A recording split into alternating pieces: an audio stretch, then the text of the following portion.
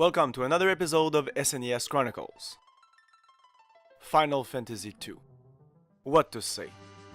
Such a great game. One of my favorite JRPGs. This game is beautiful.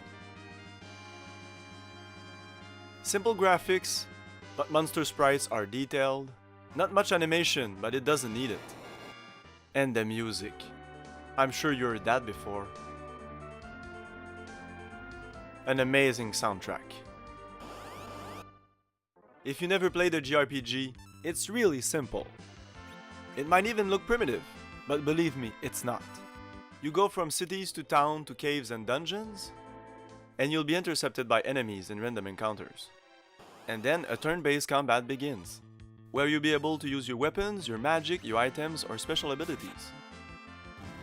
And of course gain XP at the end of the battle to level up your characters. You'll also be able to upgrade their equipment by visiting shops or finding them in dungeons. And not everybody can use certain type of equipment. The best thing about JRPGs, at least for me, is the story. That's why I play them. Exploration is good and all, but characters and story is what makes this game so great. For that reason, I won't show you far into the game and try not to spoil anything. The story starts like this. You're a Dark Knight. Yeah, a Dark Knight. You're kinda the bad guy here.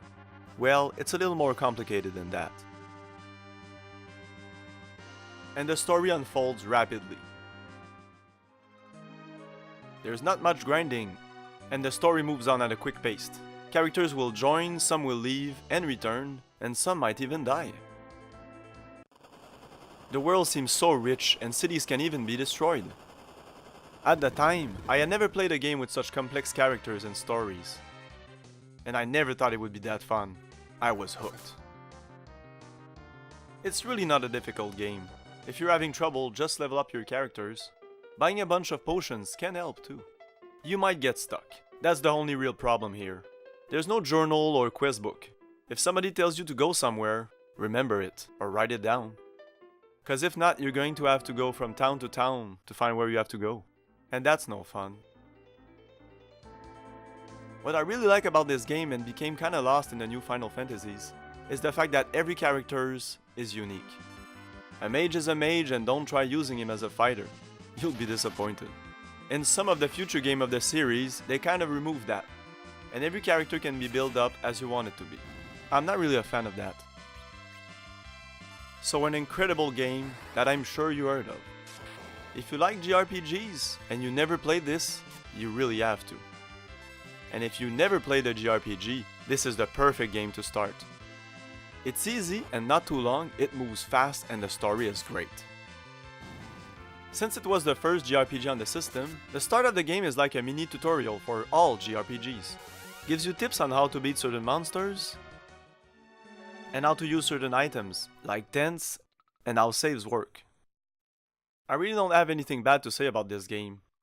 A great JRPG.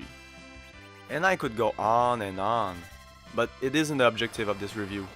I would have to go into heavy spoiler territories. But believe me, what you just saw is only the tip of the iceberg. If this appeals to you, don't hesitate and pick it up. I would so like to replay this game for the first time and be surprised by all the plot twists.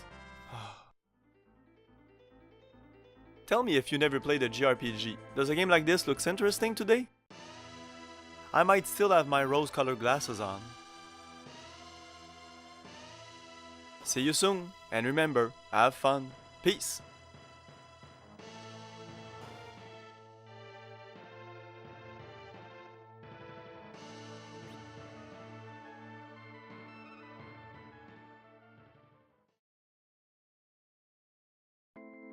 If you appreciate, please like and subscribe. There's also a Facebook page, and every episode is available in French.